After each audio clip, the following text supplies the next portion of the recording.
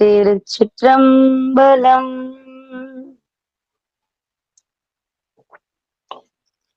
ஐந்து கரத்தனை ஆனை முகத்தனை இந்த நிலம்பரை போலும் மெய்ற்றனை நந்தி மகந்தனை ஞானக் கொழுந்தினை புந்தியில் வைத்தடி போட்டு கண்டேனே.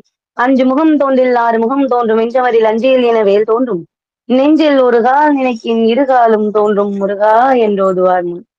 ஆத்தாளை எங்கள் அபிராம வல்லியை அண்டமெல்லாம் பூத்தாளை மாதுளம் பூ நிறத்தாளை புவியடங்க காத்தாளை அங்கையில் பாசாங்குசமும் கரும்பும் வெள்ளும் சேர்த்தாளை முக்கண்ணியை தொழுவார்க்கு ஒரு தீங்கும் இல்லையே. ஊழியர்கோன் வெப்பொழித்த புகழியர்கோன் கழல் போற்றி ஆழிமிசை கல்மிதத்தில் அணைந்த பிரானடி போற்றி வாழி திருநாவலூர் வெண்தொண்டர் பதம் போற்றி ஊழிமலி திருவாத ஊரார் திருத்தாள் போற்றி தெய்வ சேக்கிழாரடி போற்றி போற்றி. உலகெலாம் உணர்ந்து ஓதற்கரியவன் நிலவுலாவிய நீர்மலி வேணியன் அழகில் சோதியன் அம்பலத்து ஆடுவான் மலர்ச்சிலம்படி வாழ்த்தி வணங்குவாம். சிவாய நமக. திருச்சிற்றம்பலம். அழகான திருவாரூர். ஆரூர் ஆரூர் ஆரூர் ஆரூரா ஆரூரா அப்படின்னு சொன்னாவே நமக்கு அந்த பலன் சேர்ந்துடுமா, நம்ம பிறந்ததுக்கான பலன். நமச்சிவாயன்னு நம்ம 5 எழுத்து சொல்லணும். 5 எழுத்து சொல்ல கஷ்டப்படுறவங்க கூட ஆரூரா அப்படின்னு அந்த 3 எழுத்து சொன்னாவே போதுங்கிறார் நாவுக்கரச பெருமான். ஆரூரா அப்படின்னு போற்றான் இல்லே, அது எதற்காக சொன்னாராம்? பற்றி நின்ற பாவங்கள் பாற்ற வேண்டில் பரகதிக்கு செல்வதொரு பரிசு வேண்டில். பற்றி நின்ற பாவங்கள் பாற்ற வேண்டில் பரகதிக்கு செல்வதொரு பரிசு வேண்டில். சுற்றி வரும் சூழ்வினைகள் தீர்க்க வேண்டும். சுற்றி வரும் சூழ்வினைகள் தீர்க்க வேண்டும். சொல்லுகேன் கேள் நெஞ்சே இன்றா வண்ணம். சொல்லுகேன் கேள் நெஞ்சே இன்றா வண்ணம். உற்றவரும் ஒரு துணையும் நீயே என்னும் உன்னையல்லால் ஒரு தெய்வம் உள்கே நின்னும். உற்றரவ கச்சாற்ற புனிதா என்றும் தொழிலாரூரா என்று போற்றானில்லே. தொழிலாரூரா என்று போற்றானில்லே. தொழிலாரூரா என்று போற்றானில்லே. தொழிலாரூரா என்று போற்றானில்லே. தொழிலாரூரா என்று போற்றானில்லே. அதாவது நம்ம சுத்தி இருக்கிற பாவங்கள் போகணும் அப்படின்னா இறைவனுடைய நாமாவை தான் சொல்லணும். வேற வழி கிடையாது நமக்கு. அவனுடைய நாமாவை சொல்லி அவனுடைய நாமாவை சொல்லி சொல்லி நினைச்சு நினைச்சு நான் தழும்பேறணும். பேசி பேசி அவனை பத்தி பேசணும். வீணா பேசி வீணா பேசி வீணா நினைச்சுக்கிட்டு வீணா இருக்கிறத பார்த்துக்கிட்டு பொழுது போக்கிக்கிட்டு இருக்கிற நமக்கு ஆரூரா அப்படின்னு அவனுடைய நாமத்தை சொல்லணும். ஆரூரா தியாகேசான்னு அவனுடைய அடியார் பெருமக்கள் சொல்ற நாமாவை கேட்கணும். ஆரூரா ஆரூரான்னு அந்த ஊரை பார்த்து திரும்பி நிக்கணுமா. மத்த எந்த திருத்தலத்திற்குமே இல்லாத ஒரு பெரிய விஷயம் என்ன, ஒரு பெரிய குடுப்பனை நமக்கு என்ன அப்படின்னு கேட்டா, நாவுக்கரச பெருமான் சொல்றார், கடல் தாண்டி இருக்கிற அடியார்கள் கூட ஆரூரனை ஒரு முறை நினைச்சிட்டா தியாகராஜ பெருமான ஒரு முறை அவனை பார்க்கணும்னு இல்லையா. அவனுக்கு அடிமை ஆயிட்டோம்னா சுந்தரர் சொல்வார், மீளா அடிமை உமக்கே ஆளாய் அப்படின்னுவார்ப்பா. மீளாத அடிமையா ஆயிட்டேன்ப்பா. எந்த தலத்திற்கோ போனேன், எத்தனையோ தலங்கள் போனேன், பாடல் பாடினேன். ஆனா உன்னை நினைக்கும் போது எனக்கு ஏன்பா அப்படி ஆகுது? ஏன்னா உனக்கு நான் அடிமை ஆயிட்டேன், மீளா அடிமை. ஆரூர் பெருமானுக்குன்னு இந்த மனசும் இந்த உடம்பும் அடிமை அப்படின்னு ஆயிட்டதுன்னா இந்த வேற எங்கேயுமே போயிட்டு இந்த மனசு படியாது. அன்புக்காக எங்கேயும் போய் ஏங்கி நிக்காது. ஆரூரா தியாகேசான்னு அவனுடைய திருவடியே தேடி தேடி ஓடும். தேவரும் மூவரும் காணாத அந்த குஞ்சித பாதம் அந்த பாதங்களை தேடிதான் ஓடும். ஆரூரா நீ இப்படி இருப்பியோ, இந்த அழகு இருக்குமோ, நீ உன்னை எப்படி பார்க்கணுமோ, உன்னை எல்லாரும் சொல்றாங்களே, நீ இவ்வளவு அழகுன்னு சொல்றாங்களே, நூல்கள் எல்லாம் படிச்சேனே, புத்தகங்கள்லாம் படிச்சேனே, நீ இப்படி இருப்பியோ, அப்படி இருப்பியோ, உன்னை இப்படி அலங்காரம் பண்ணியிருப்பாங்களோ, அப்படின்னு நினைச்சு நினைச்சு நினைச்சு நினைச்சு உருகணும். நினைச்சு நினைச்சு நினைச்சு நினைச்சு ஏங்கணும். அப்படி யார் உருகுனா? அப்படி யார் ஏங்குனா? அப்படி உருகுனது நம்ம கமலாம்பாள் தான். யார்? திருவாரூர் தியாகராஜருடைய இடப்பக்கம் அமைந்த சாட்சாத் பார்வதி தேவியின் அவதாரமாக இருக்கிற நம்மளுடைய கமலாம்பாள் அம்பாள். தியாகராஜர் புற்றிடங்கொண்ட பெருமான் அவருடைய மனைவியாக அழகாக கமலாம்பாள், நீலோத்பலாம்பாள் அப்படின்னு இரு தாரமாக இறைவன் அங்கு எழுந்தருளி காட்சி கொடுக்கிறார்.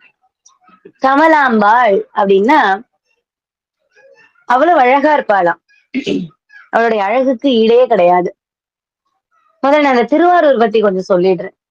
இந்த திருவாரூர் தலத்தை தினமும் நம்ம காலையில எந்திரிச்சு ஆரூரா அப்படின்னு அவனை மனசுல நினைச்சுக்கிட்டு ஒரு 7 அடி எடுத்து வச்சோம்னா போதுமா. எந்த எந்த உலகத்துல எந்த மூலையில இருந்தாலும் ஆரூரா ஆரூரான்னு அவனை நினைச்சு அந்த 7 அடி எடுத்து வைக்கிறோம் பாருங்க. நாம அந்த 7 அடி எடுத்து வச்சதுக்கு என்ன பலன்னு கேட்டீங்கன்னா, கங்கையில போய் நீராடின பலனும், ராமேஸ்வரத்துல பல தீர்த்தங்கள்ல நீராடின பலனும், திருவாரூர் கோவில் போயிட்டு அங்க சுவாமிய வணங்கின பலனும் நமக்கு கிடைக்கும். புரியுதுங்களா? அவ்வளவு பெரிய அந்த தியாகம், அவர் அவ்வளவு தியாகமா இருக்கிறதுனால தான் அவருக்கு தியாகராஜர் அப்படின்னு பெயரு. மக்களுக்காக, அடியார்களுக்காக எல்லாத்தையும் தியாகம் பண்ணினார் தியாகராஜர். தியாகம், அந்த தியாகன்றதுக்கு ஒரு ஒரு சொல்லவே முடியாது, அளவிலாது. கேட்டது கேட்ட மாதிரி சுந்தரர் பெருமானுக்காக தூதுலாம் போனார். யாருக்காவது போவாரா? இறைவன் அப்படின்னு இருக்கும் போது அவர் போவாரா? இல்லையா? எவ்வளவு பெரிய இடத்துல நாம அவரை வச்சு பாக்குறோம். ஆனா இறைவன் தூது போனாரே அப்படின்னும் போது தியாகம், இதெல்லாம் தியாகம். இறைவன் அடியார்களுக்காக பல செய்திருக்காரு அப்படின்றதுனால தியாகராஜான்னு அவனை தூக்கி வச்சு மக்கள் எல்லாம் கொண்டாடிட்டு இருக்காங்க. அவருடைய தலம் அப்படின்னு பாத்தீங்கன்னா அந்த திருவாரூர் அந்த கோவில் எப்படி இருக்குமா, எங்க மேல் லோகத்துல வைகுண்டத்துல மகாவிஷ்ணு தன்னுடைய நெஞ்சத்துலதான் அவரை வச்சு வணங்கினார் இல்லையா? அந்த மூச்சு இப்படி இழுத்து அப்படி விட்டா மூச்சு எப்படி இழுக்குதோ, மேல் இழுக்கும் போது அரூரா தியாகேசா, அரூரா தியாகேசா அப்படின்னு அந்த மூச்சு இழுத்து விடுறதுதான் அஜபம் அப்படின்னு சொல்லுவாங்க. அந்த மூச்சு இழுத்து விடுற இதைதான் நாம பிராணாயாமம்னு சொல்லுவோம். இறைவனோட ஒவ்வொரு தலத்துக்கும் ஒவ்வொரு மதிப்புகள் உண்டு. அது போல தியாகராஜ பெருமான் எப்படி மதுரையம்பதி 1000 இதழ் கொண்ட தாமரை மலம் துவாட்ட சாந்த ஸ்தலம் அப்படின்னு சொல்லப்படுதோ, அதே போலதான் திருவாரூர். புரியுதுங்களா? அந்த அதற்காகத்தான் அம்பாளுக்கு கமலாம்பாள்னு பேர் வந்ததோ என்னமோ. கமலாம்பாள், கமலம்னா தாமரை மலர், தாமரை மலர்னா அவ்வளவு மெல்லியதா இருக்கும். அந்த இதழ்கள்லாம் தொட்டீங்கன்னா அவ்வளவு சாஃப்ட், இவ்வளவு மென்மையா இருக்கும் தாமரை மலருடைய விதைகள். அந்த அந்த தாயுடைய மலர் பாதங்களும் அப்படித்தான் இருக்குமா. அம்பாள் கால் மேல கால் போட்டு உட்கார்ந்துருப்பா. எந்த இடத்துலயும் அந்த மாதிரி நம்ம காட்சி பார்க்க முடியாது. திருவாரூர் தலத்துல அம்பாள் கால் மேல கால் போட்டு அழகா உட்கார்ந்துருப்பா. அவரை பார்க்க காண கண் கோடி வேணும்னு சொல்லுவா. அப்ப அம்பாள் அந்த இடத்துல எப்படி உட்கார்ந்தா, சுவாமி எப்படி மணந்துகிட்டா, ஒவ்வொரு பருவத்திலும் ஒவ்வொரு காலகட்டத்திலும் அம்பாள் விதவிதமாக பல ராஜாக்களுக்கு மனைவி பல ராஜாக்களுக்கு மகளாக பிறந்து இறைவனை ஒவ்வொரு வண்ணமாக ஆட்கொண்டதை நம்ம பாக்குறோம். இறைவனை திருமணம் பண்ணிட்டதை பாக்குறோம். காஞ்சிபுரத்துல அம்மா அழகா பிறந்தா இல்லையா? காஞ்சிபுரத்துல தவம் வந்த ஆரதனில் மணல் குவித்து அரிய பூஜை செய்த என் அம்மை ஏகாம்பரி இல்லையா? காஞ்சிபுரத்துல தவம் பண்ணினா திருவண்ணாமலையில திருமணம் பண்ணிக்கிட்டா அப்பனை. முதல்ல திருவண்ணாமலையில கிரிவலம் வந்தது அம்பாள் தான். முதல்ல கிரிவலம் ஈசானி லிங்கத்துக்கிட்ட பாத்தீங்கன்னா அம்பாளுக்கும் அப்பனுக்கும் கோவில், அம்மையப்பர் கோவில் இருக்கும். அந்த இடத்துலதான் 2 பேருக்கும் திருமணம் ஆச்சு. அது போல அம்பாள் காஞ்சிபுரத்துல தமர்ந்து அங்கிருந்து திருவண்ணாமலை கிரிவலம் அங்க திருமணம் பண்ணிக்கிட்டா. அந்த மாதிரி அம்பாள் பல பல அப்ப அம்பாளே அந்த மாதிரி தமம் இருந்து சுவாமிய போய் சேரணும்னா, அப்ப நாமெல்லாம் என்ன எம்மாத்திரம்? இன்னும் நாம என்னென்ன பண்ணணும்? எவ்வளவு பண்ணணும்? அப்ப அந்த அம்பாள் எப்படி தவம் இருந்தா? அவள் எப்படி இருந்தா? மங்கள ரூபிணி மதியணி சோழின் மன்மத பாணியலே சங்கடம் நீங்கிட சடுதியில் வந்திடும் சங்கரி சௌந்தரியே கங்கண பாணியன் கதிர்முகம் கண்டன கற்பக காமினியே ஜய ஜய சங்கரி கௌரி கிருபாகரி துக்க நிவாரணி காமாட்சி ஜய ஜய சங்கரி கௌரி கிருபாகரி துக்க நிவாரணி காமாட்சி ஜய ஜய சங்கரி கௌரி கிருபாகரி துக்க நிவாரணி காமாட்சி. ஓம் சக்தி. அதாவது அம்பாள் தவம் இருக்கா. எப்படி தவம் இருக்காளாம்? இமயராஜனுக்கு வரமளித்த லீலை அப்படின்னு இந்த 5வது லீலையை நம்ம பார்க்க போறோம். நானும் இந்த லீலை இத படிக்க ஆரம்பிக்கும் போது ஒரு சாதாரணமா அப்படியே படிச்சுக்கிட்டே வந்தேன். ஆனா அதை படிக்க படிக்க படிக்க மனசெல்லாம் அப்படி ஒரு சில்லுன்னு ஆயிடுது. அம்பாள் இவ்வளவு இப்படி இருந்தாங்களா? அப்ப நாம எப்படி இருக்கணும்? ஒரு மனசு ஒரு மாதிரி உடம்பெல்லாம் ஒரு ஒரு சில்லுன்னு ஆயிட்டது. அப்ப நாம இன்னும் எவ்வளவு பண்ணணும்? இறைவனை போய் சேரணும்னா இன்னும் நாம எவ்வளவு பண்ணணும் அப்படின்னு அதை நினைச்சு நினைச்சு உருகிட்டு இருக்கும்போது அடியார் அவனை சிவசிவா இறைவா ஆரூரா தியாகேசா சொக்கநாதா அண்ணாமலையானே அப்படின்னு அவனுடைய நாமாவ உருகி உருகி உருகி யாரெல்லாம் சொல்றாளோ யாரெல்லாம் கேட்கிறாளோ அவங்களுக்கெல்லாம் முக்தி தானே. இறைவன் சுலபமா தானே நமக்கு கொடுத்திருக்கார். நமக்கு என்ன கொடுத்திருக்காரு? சுலபமான வழிகள் தானே கொடுத்திருக்காரு. இதெல்லாம் எனக்கு சொல்ல வராதுங்க. நான் கோவில் பக்கம் கூட திரும்பினது கிடையாதுங்க. சரிம்மா, யாருக்கும் உபதிரவம் பண்ண வேண்டாம். நமக்கு அதையும் இறைவன் சொல்லியிருக்கார்.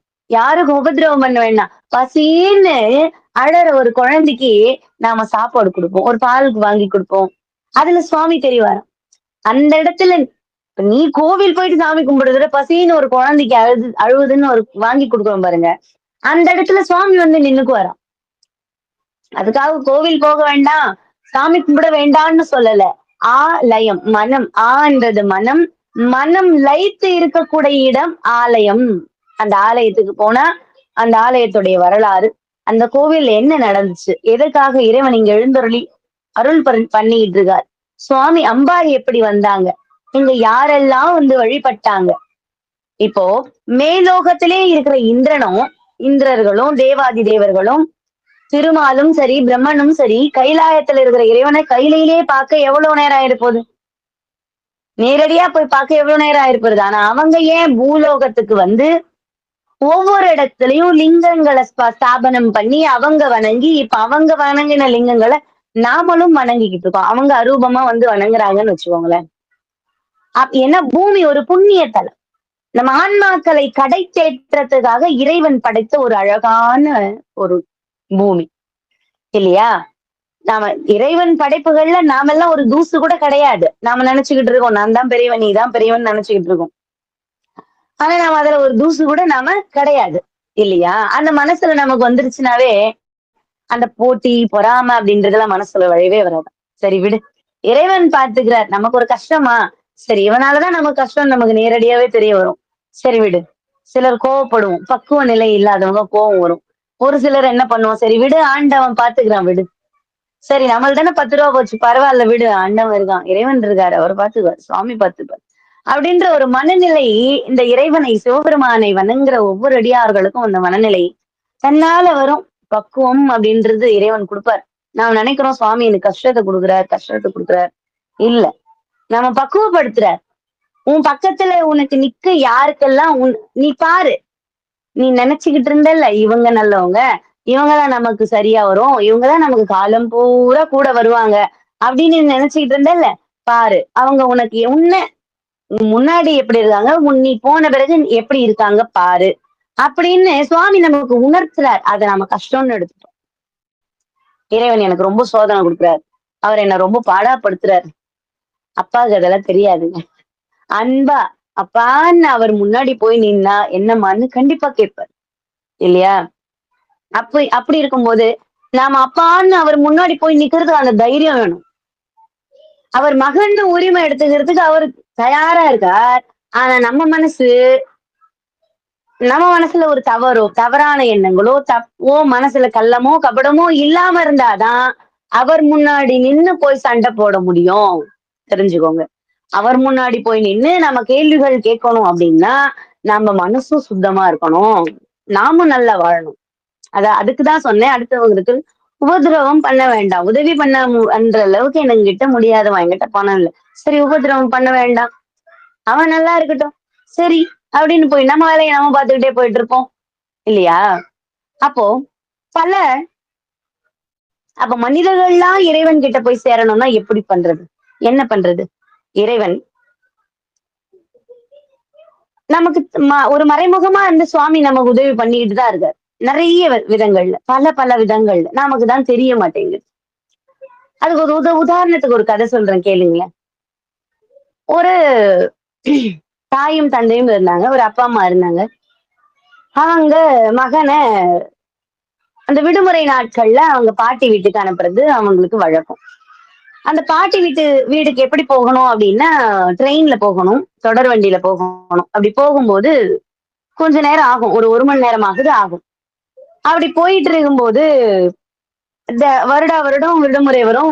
வருடா வருடமும் அவங்க அப்படிதான் கூட்டிட்டு போய் விட்டுட்டு வந்திருந்தாங்க. அந்த சின்ன பையனும் இப்ப பெரியவன் ஆயிட்டான். ஓரளவுக்கு கொஞ்சம் புத்தி தெரியுது. அக்கம் பக்கத்துல யார் என்னன்றது தெரியுது. தனியா கடைக்கு போயிட்டு வரான்.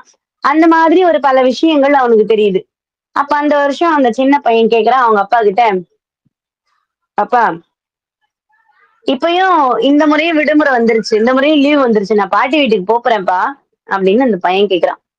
அப்ப கேட்கும்போது, "சரிடா எனக்கும் இன்னைக்கு லீவ் இல்ல, அம்மாக்கும் லீவ் இல்ல. உன்ன எப்படி எடுத்துக்கிட்டு போய் விட்டு வர்றது? அப்படின்னு கூட்டிட்டு போறது?" அப்படின்னு யோசனை பண்ணிட்டு இருக்காங்க. அப்படி யோசனை பண்ணிட்டு இருக்கிற நேரத்துல பையன் சொல்றான், "ஏன் எனக்கு தனியா போக தெரியாதா? நான் தான் பெரிய பையனாயிட்டேனே. நீங்க இன்னும் என்ன சின்ன பிள்ளையாவே நினைச்சுக்கிட்டு இருக்கீங்க." அப்படின்ட்டு அந்த பையன் சொல்றான். அதுக்கு அவங்க அப்பா சொல்றாரு, "இல்லடா நீ சின்ன பையன் தான். உன்னை ஏமாத்திருவாங்க. இன்னும் நீ வெளி உலகத்துக்கு வந்து இன்னும் தனியா நீ போகல. அப்படின்னும் போது உன்னை ஏமாத்திருவாங்கப்பா. நீ சின்ன பையன் இல்ல. நீ வளர்றன்னு எனக்கு தெரியுதுன்னு" எவ்வளவோ சொல்றார் அப்பா. அது இளம் கன்று பயமறியாது அப்படின்னு சொல்லுவோம்ல. அது போல அதுக்கு தெரியல. அவனுக்கு தெரியல. "இல்ல நான் போவேன். என்னால முடியும். நான் போகத்தான் போறேன்." அப்படின்னு அந்த பையன் கொஞ்சம் அடம் பிடிக்கிறான். இல்லையா? அப்ப அடம் பிடிக்கும்போது என்ன ஆகுது, சரிடா நீ போயிட்டு வா" அப்படின்னு அப்பா அனுப்புறார். அப்ப அப்பா அவன அனுப்பும்போது கையில ஒரு சூட்கேஸ் அதாவது ஒரு பேக் மாதிரி ஒண்ணு குடுக்குறார். அவனுடைய துணிகள்லாம் வச்சு குடுக்குறார். ஒரு ஒரு சீட்டு ஒண்ணு எழுதி அவனுடைய பாக்கெட்ல வைக்கிறார். "உனக்கு எப்போ கொஞ்சம் பயம் அப்படி ஏதாச்சும் வர மாதிரி இருந்துச்சுன்னு வச்சுக்கோயேன், இந்த சீட் எடுத்து படிச்சு பாரு" அப்படின்னு. "உனக்கு தேவைன்னா படி. இல்ல தைரியமா போய் சேர்ந்துருவ அப்படின்னா நீ எதுவும் பண்ண வேண்டாம். நீ தைரியமா போயிட்டு வா" அப்படின்னு ஒரு சீட்ட அவனுடைய பாக்கெட்ல எழுதி வைக்கிறார். அப்போ குழந்தை வந்து அந்த பையன் என்ன பண்றான், ட்ரெயின்ல ஏறிட்டான். ஏறி உட்கார்ந்த உடனே பல மனிதர்கள் முதல்ல அவன் ட்ரெயின்ல பிரயாணம் பண்றான். அப்படி அந்த ரயில்ல பிரயாணம் பண்ணும்போது எதிர்ல வந்து உட்கார்றவங்க எல்லாம் அவனுக்கு பயமாவே தெரியுறாங்க. அவனோட ஹைட் இல்லையா? சின்ன பையன். அவங்க வந்து ரொம்ப நார்மலான ஹைட் இருக்காங்க. உயரம் இருக்காங்க. அவங்க எதிர்ல உட்காரக்குள்ள இவன் பயப்படுறான். இவனுக்கு படபடன்னு வருது. கொஞ்சம் வேர்வையா விடுது. என்ன நாம அதுவும் ட்ரெயின் கிளம்பி ஒரு 10 நிமிஷமும் ஆயிருச்சு. நடுவுல இறங்கவும் முடியாது. தொலைஞ்சு போயிருவான். அப்படின்னும்போது என்னடா என்னன்னு குழந்தை பயப்பட ஆரம்பிக்கிறான். ஒரு பதட்டம் வருது. வியர்வையா விடுது. யார பார்த்தாலும் எல்லாரும் அவனையே பார்க்கிற மாதிரி இருக்கு. ஆனா யாரையுமே அவன கவனிக்கல. யாரும் அவன கவனிக்கல. அவனுக்கு மனசுக்குள்ள அப்படி தோன்றது. எல்லாரும் அவனையே பார்க்கிற மாதிரி இருக்கு. அவனுக்கு என்னமோ பண்ணுது. என்ன இது எல்லாரும் நம்மளையே பார்க்கறாங்களே! ஐயோ! நம்ம கையில இருந்து பேக் வாங்கிக்குவாங்களோ! நம்ம பேக்ல இருந்து திருடிடுவாங்களோ! அப்படி நம்மள தூக்கிட்டு போயிருவாங்களோ! நம்மள கடத்திட்டு போயிருவாங்களோ!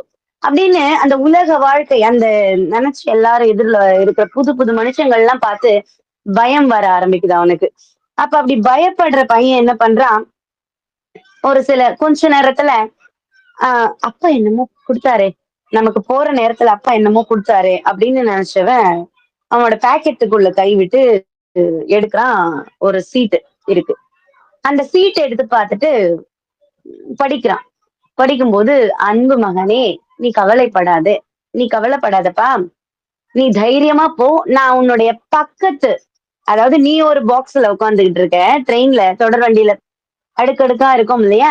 அதுல நீ ஒரு கம்பார்ட்மெண்ட்ல இருக்க. நான் உனக்கு பின்னாடியே இருக்கிற கம்பார்ட்மெண்ட்ல தான் இருக்கேன். உனக்கு பின்னாடியே இருக்கிற பாக்ஸ்ல தான் நான் இருக்கேன். நீ பயப்பட வேண்டாம். தைரியமா போ. அப்பா கூட வரேன்." அப்படின்னு சொல்லியிருக்கார். அத அவன் படிச்சுட்டு, அதுக்கு கீழ இருக்கிற வரிய அவன் பார்க்கல. அதாவது பின்னாடி திருப்பி பார். நேரம் இருக்கும். அதாவது இதெல்லாம் முடிச்சுட்டு பாட்டி வீட்டுக்கு அதாவது இறங்கிட்டு, அந்த ஸ்டேஷன்ல இறங்கிட்டு நீ இந்த பின் பக்கம் திரும்பி பார்க்கணும். திருப்பி பார்க்கணும் அந்த காகித்த அப்படின்னு அவர் எழுதியிருக்கார். அதனால அவன் முன் பக்கத்த மட்டும் படிச்சுட்டு திருப்பி வச்சுட்டான். அப்பா, அப்பா நம்ம கூட வந்துகிட்டு இருக்கார். நாம பயப்பட வேண்டாம். நம்ம எத பார்த்தும் பயப்பட தேவையில்ல. யார பார்த்தும் பயப்பட தேவையில்ல. அப்ப அவனுக்கு ஒரு பெரும் மூச்சு வருது. அப்பாடா! அப்பா நம்ம கூட தான் இருக்காரு. நம்ம பின்னாடி தான் உட்கார்ந்துகிட்டு இருக்காரு. அதாவது அடுத்த ஸ்டேஷன்லயே கூட நின்னு அப்பா அப்படின்னு கூப்பிட்டா ஓடி வந்துருவார். என்னடான்னு ஓடி வந்துருவாரு. அந்த டிஸ்டன்ஸ்ல தான் அப்பா நம்ம கூட தான் வந்துகிட்டு இருக்காரு. இந்த பிரயாணத்துல அப்படின்னு நினைச்சுக்கிட்டு அவன் நம்பிட்டான். முழுசா நம்பிட்டான். அப்பா நம்ம கூட தான் இருக்காரு. அப்படின்னு நம்பிட்டு அவனுடைய பயணத்த தொடர்ந்துகிட்டு இருக்கான். இப்ப யாருமே அவன் கண்களுக்கு பெரிய ஆள்களா தெரியல. யாருமே அவன கவனிக்கிறதாக தெரியல. அவங்கவங்க அவங்க வேலைய பார்த்துக்கிட்டு இருக்காங்க. இவன் ஜன்னலோரம் உட்கார்ந்துகிட்டு அழகா இயற்கைகள ரசிச்சுக்கிட்டு, அ அந்த ரயில்ல வர பொருட்கள் எல்லாம் வாங்கி சாப்பிட்டுக்கிட்டு, அழகா ஜம்முன்னு அப்படி ஒரு சந்தோஷமா போயிட்டு அந்த ஸ்டேஷன்ல இறங்குறான். அப்படி இறங்குன பையன் என்ன பண்றான்? அப்பா எழுதியிருந்தாரே, பின் பக்கத்த திருப்பி பார் அப்படின்னு. இப்படி இறங்குனவன் அவங்க அப்பாவ தேடுறான். அவர் இறங்கல. சரி இப்ப எழுதியிருந்தாரேன்னு அப்படி எடுத்து பிரிச்சு படிச்சு பார்க்குறான். நிஜமா நான் உன் கூட வரல. உனக்கு ஒரு நம்பிக்கை குடுக்கணும் அப்படின்றதுக்காக இதுல நீ எழுதியிருந்த. எதுக்கும் பயப்படாத. தைரியமா இரு. அந்த தைரியம் தான் நான். தைரியத்த கைவிட்றாத அப்படின்னு அதுல எழுதியிருந்தார். இப்ப நான் உன் கூட வரல. நீ பாட்டி வீட்டுக்கு போ. வந்து நான் கூப்பிட்டுக்கிறேன். அப்படின்னு சொல்லிட்டு அதுல அப்பா எழுதியிருந்தார். அவன் சந்தோஷமா பாட்டி வீட்டுக்கு போயிட்டான். இந்த கதை நான் எதுக்காக உங்களுக்கு எல்லாம் சொல்றேன் அப்படின்னா, இறைவன் அவர் அப்படின்னு ஒருத்தர் நம்ம கூட வரார் அப்படின்றது தெரியாமே நம்ம வாழ்ந்துகிட்டு இருக்கோம். நிறைய பேருக்கு தெரியறது இல்ல. உண்மையாவே. நாமளும் இறைவனுடைய துகள்கள். நம்ம ஆன்மாவும் இறைவனில் இருந்திருந்தாம் பிரிஞ்சது அப்படின்றது நிறைய பேருக்கு நமக்கு தெரியறது இல்ல. இன்னும் எத்தனை பிறவி எடுக்குமோ? அதாவது நான் தாயுமானவர் சொல்றார். "இப்பிறவி விட்டால் இன்னும் எப்பிறவி வாய்க்குமோ உன்னை வந்து சேர." அப்படின்னா ஏன்னா மனிதனா பிறகத்துக்கே புல்லாய், பூடாய், புழுவாய், மரமாகி, பல்விருகமாகி, பறவையாய், பாம்பாய், கல்லாய், மனிதராய். அதற்கு முன்னாடி எத்தனை பிறவி?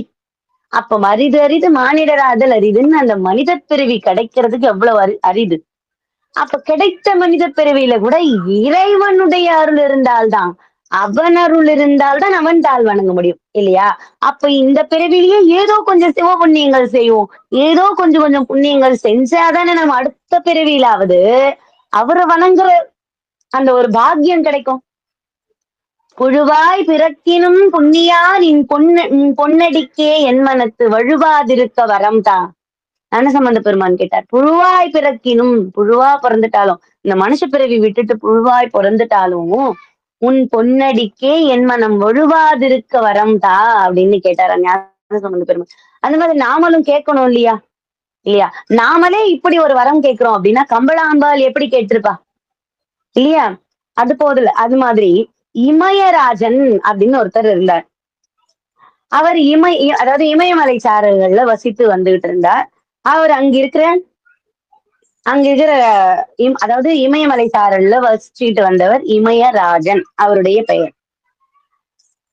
திருவாரூர்ல எழுந்தருளி அருள் பண்ணிட்டு இருக்கும் கைலாசபதி இறைவன் சிவபெருமான் அவருடைய தியாகராஜர் சுவாமி அங்க அருள் பண்ணிட்டு இருக்கார். தியாகராஜன் அப்படின்ற பெயர்ல சுவாமி அருள் பண்ணிட்டு இருக்காரு இல்லையா?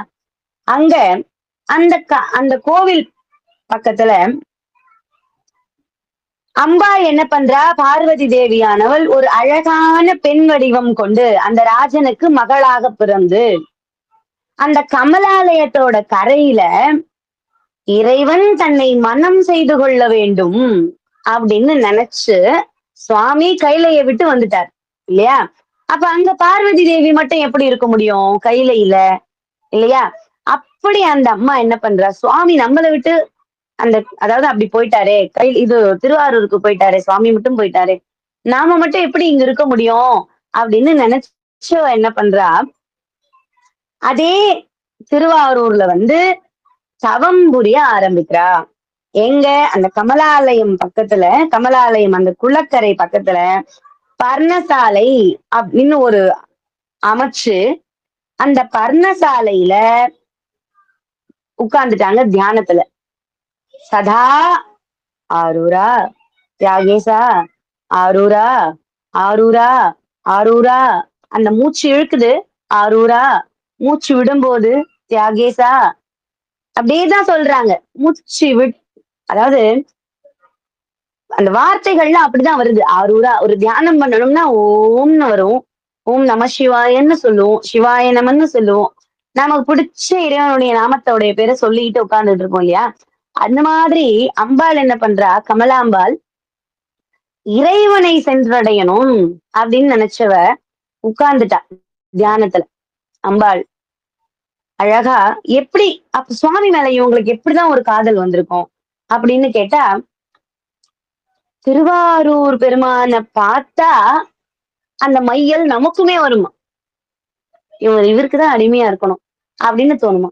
நாவுக்கரசர் பாடுவார் திருவாரூர் திருத்தாண்டகத்துல 6ஆம் திருமுறையில பாடுவார், முன்னம் அவனுடைய நாமம் கேட்டாள் மூர்த்தி அவன் இருக்கும் வண்ணம் கேட்டாள், பின்னை அவனுடைய ஆரூர் கேட்டாள், பெயர்த்தும் அவனுக்கே பிச்சியானாள், அன்னையும் அத்தனையும் அன்றே நீத்தாள், அகன்றாரகளிடத்தால் ஆசாரத்தை தன்னை மறந்தாள் தன்னாமம் கேட்டாள், தலைப்பட்டாள் நங்கை தலைவன் தாளே.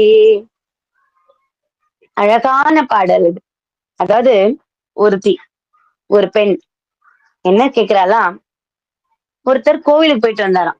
எங்க திருவாரூர் போயிட்டு சுவாமியை அந்த அழகை பார்த்துட்டு, அந்த கோவில பார்த்துட்டு, அந்த குளக்கரைகளை பார்த்துட்டு ஒரு ஒரு பெண் கிட்ட போய் சொல்ற மாதிரி இந்த பாடல். அதாவது இந்த பாடலை ரசிச்சீங்கன்னா நம்ம மனசுக்கு புரியும். நாம கருவில் இருக்கும் போதே நாம் கருவில் இருக்கும் போதே அவனுடைய நினைப்பு வரணும். அப்போ கருவில் இருக்கும்போது நமக்கு அவன் நினைப்பு வரணும்னா நம்ம அம்மா நம்மள வயித்துல சுமந்துகிட்டு இருக்காங்க பாருங்க, அந்த அம்மா இறைவனுடைய பக்தியில இருக்கணும். அப்பதானே இப்போ நாம வயிற்றுக்குள்ள இருந்து சுவாமியை நினைக்கணும் அப்படின்னா நாம அம்மாவுடைய நினைவுகள் தான் நமக்கு வரும். அப்ப அந்த அம்மாவே நினைக்கணும் அப்படின்னா நாம அடுத்த ஜென்மத்திலேயே சுவாமி ஒரு அடியார் பெண், அந்த கழுத்துல ருத்ராட்சமும் நெற்றியில் திருநீரும் வாயில் நின் திருநாமமும் கொண்ட அந்த அடியாருடைய அந்த பெண் அந்த தாய்க்கு நான் மகளாக போய் பிறக்கணும் அப்படின்னு வேண்டிக்கணுமா. அப்படி வேண்டுனா நமக்கு சுவாமி அடுத்த ஜென்மத்துல எப்படி நம்ம ஆட்கொள்ள வருவார். அப்படி ஆட்கொள்ள வந்த ஒருத்திகிட்ட வந்து ஆட்கொண்டாராம். எப்படின்னா திருவாரூர் கோயிலுக்கு போயிட்டு வந்த ஒருத்தர் வந்து நின்றுட்டு இருந்தாராம். இந்த மாதிரி நான் அந்த கோயிலுக்கு போயிருந்தேன் அப்படின்னு சொன்னாராம். வந்து நின்னாராம். அவருடைய பேர் என்ன தெரியுமா? ஆரூர் தியாகராஜ பெருமான், திருவாரூர் தியாகராஜ பெருமான் அப்படின்னு சொன்னாராம். முன்னம் அவனுடைய நாமம் கேட்டாள் தியாகராஜர். முடிஞ்சு போச்சு. அந்த வார்த்தை தியாகராஜர்னு சொன்ன உடனே அதுலயே அவளுக்கு ஒரு மையல், அந்த ஒரு காதல் அவளுக்கு வந்து ஒரு மயக்கம் வந்துருச்சு. நாமம் கேட்ட உடனே அவருடைய பேர் கேட்ட உடனே ஒரு மயக்கம் வந்துடுத்து. மூர்த்தி அவன் இருக்கும் வண்ணம் கேட்டாள். சுவாமி எப்படி இருப்பாருன்னு ஒரு அங்கமா வர்ணிச்சாராம். சுவாமியுடைய பாத தரிசனம் காட்ட மாட்டா, உடம்ப காட்ட மாட்டா, தலையை மட்டும் அந்த முகம் மட்டும்தான் நமக்கு தெரியும். அந்த முகத்தை வச்சே அவர் எப்படி உள்ள அமர்ந்துட்டு இருக்காரான்னு நம்ம சரியா கண்டுபிடிச்சிடலாம். அவருடைய திருவாபரணங்கள் எப்படி இருக்கும், அவர் இந்த மாலை போட்டிருப்பார், அவருடைய சிரசில் பாத்தீங்கன்னா 2 பிறை சந்திரன் இருக்கிறது மாதிரி தெரியும். ஆனா ஒன்று கங்கை, இன்னொன்று நிலா.